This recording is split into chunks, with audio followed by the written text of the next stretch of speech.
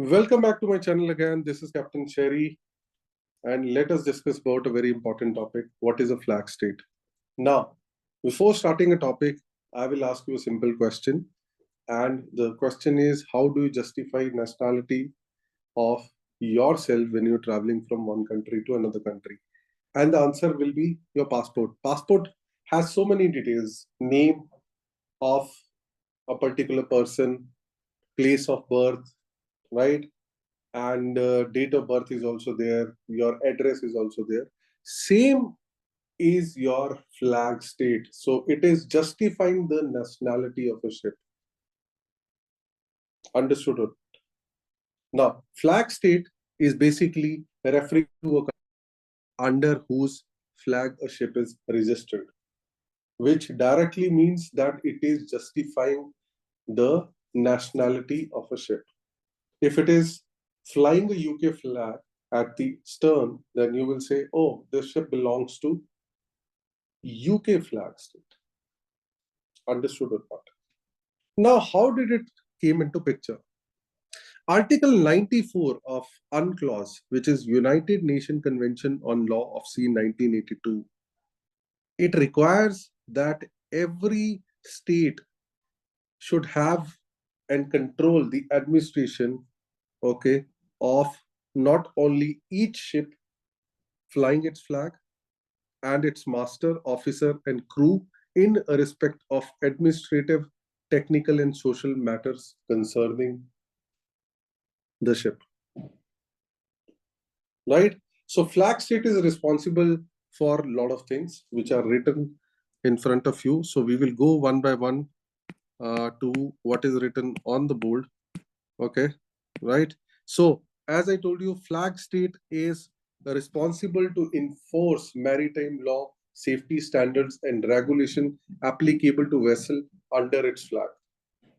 Okay, so whatever maritime law is applicable, whatever safety standards are applicable to your ship, the regulations are applicable to your ship that particular country is ratified. Okay, right? Flag state will make sure that you abide by those rules and regulations. In case of a UK ship, obviously they are going to do it by MSNs on board of your vessel.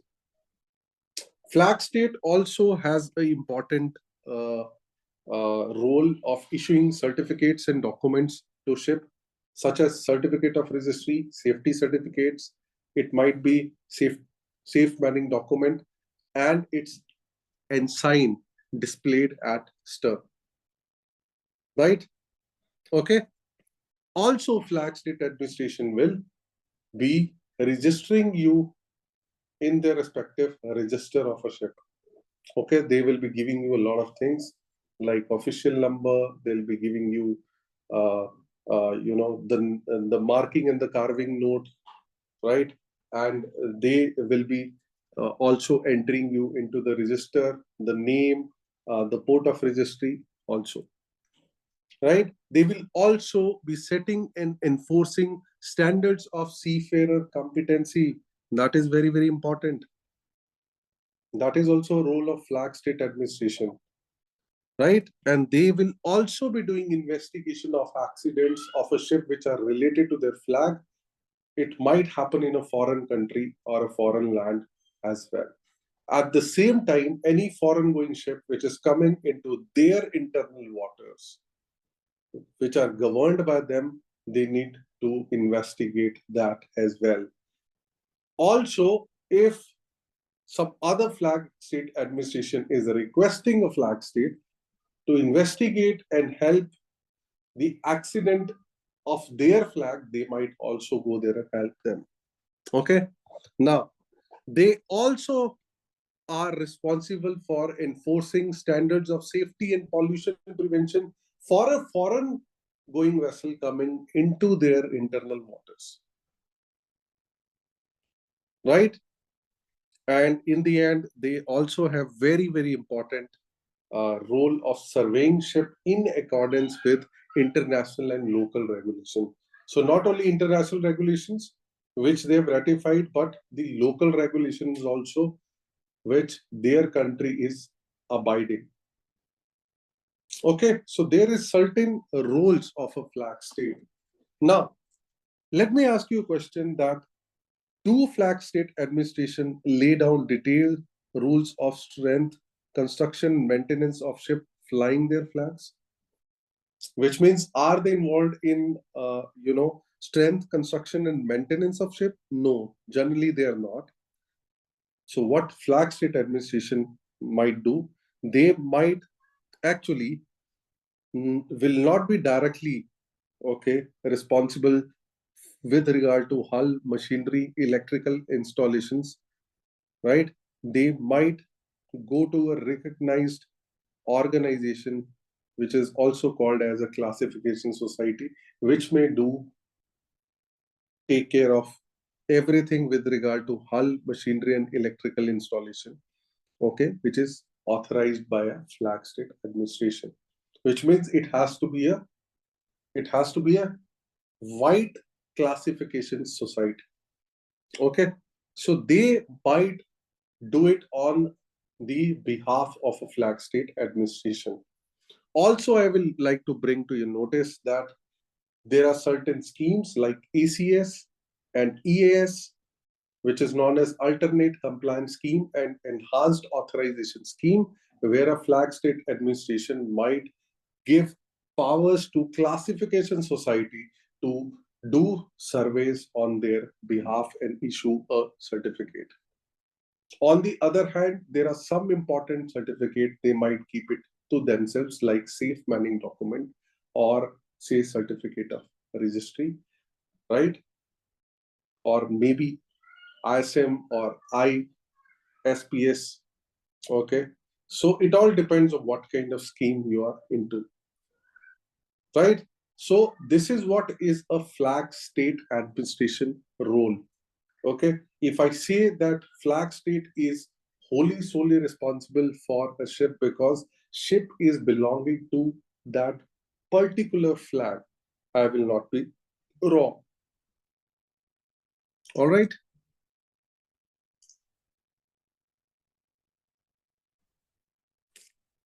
Okay, now I just wanted to show you this. So this is how a flag state inspection report looks like. Normally, a flag state inspection report, the frequency is after 1 year they conduct a flag state inspection. The frequency is annual, or annually they conduct flag state what do you call inspection. Okay, so if you see over here, this is Liberia Maritime Authority record of inspection, right? Okay, so here all the details of ship and who is the operator and stuff like that will be mentioned over here. Now, if you see over here, okay, what are the deficiencies and all that will be listed over here. Okay, if there are no deficiencies, then obviously he's going to tick over here, right? And then of course there will be a signature, right? Okay, signature of master. Now, if there are deficiencies, the deficiency number, deficiency code, what kind of deficiency is there, and what action has to be taken will be mentioned, okay, over there. So in this case, it is nil, so nothing is there, okay? And this is what is kind of a checklist. Okay, so part A, statutory certificate, ship document publication. Okay, so classification society is what, right? Okay, they mentioned that. Then what? So all these, if you see over here, applicable statutory certificate are valid or not. International ballast water management. Then LRIT conformance test. Okay, CSR, all versions are on board. Right, right. There are a lot of things over there. You can go through that. Part B is ISM ISPA code compliance and all that. So you check that also. Okay. Then related to banning also is checked. Okay. Right. Okay. Then of course he's put in some comments over there. Then he's also gone through your part D, which is logbooks, and you've checked your logbooks and all that.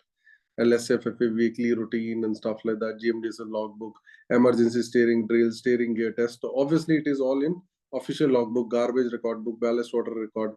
Okay. Then he has checked your GMDSS. Okay, everything is over here, Navtex and all that. Navigation related information also is checked. Okay, then he has checked all your bridge equipments also, you see, right? Okay. Okay, and then live boat condition, general safety, and all that also you've checked. Live buoys, muster station. So it's a big checklist. Okay, so it like crew accommodation is also there. Then there is another part, general. Then watertight doors or anchors, windlass. Okay, winch brake. Okay, all those things, pump room, crude oil washing, inert gas, right? Then all your lighting, ventilation, auxiliary detection system, fuel lines and all that, right? Bilges, incinerator. Okay, so what my suggestion to you is that you can go through the flag state circulars, and in that definitely there might be a circular, or you can go to their website, there might be a link. Download the annual flag state checklist, go through it. This is the reference point where you can utilize it for preparing for a flag state inspection. Okay, so flag state inspection preparation is also very, very important, and it happens annually. And if you see this over here, that this inspection is intended to assist owners in maintaining vessel at all times in compliance with applicable safety, pollution prevention of SOLAS, MARPOL, STCW, MLC, and Liberian maritime regulation. So if you're talking about UK ship, as far as UK orals are concerned, then you will have to, go through the checklist, which is actually, MCA checklist. Okay, and they will have to abide by UK maritime regulations, right? I hope you understand that. Okay, so this is again, what I call Republic of Marshall Island flag state inspection. Okay, so if you see the name of the vessel, IMO number, official number, date at which the inspection was carried out. Okay, so this is like initial safety inspection was carried out at what port, and all the statutory certificate, overall condition was checked. Okay, all those kind of things are there. Then your machinery space and all that. Okay, so all those things he has mentioned over here. Okay, and then of course this is only the 2 pages where they're only talking about deficiency list and stuff, but you have a full checklist also related to Marshall Island flag state inspection. So I will also go through this. So this is Isle of Man Ship Registry Survey Deficiency Report. So sometimes you have a deficiency as well. Okay, and then this deficiencies, they will. I told you there was a table. Okay, so this table, you have a deficiency, action, time limit, and PSC code written over here. So for example, the first deficiency is temporary repairs carried out to S band during the port stay at Charleston, S band to be permanently repaired. So you know how what is a code, action code, time limit, how much time limit is given. Okay, and what is a PSC code over there. Okay, then, right, so this action is basically what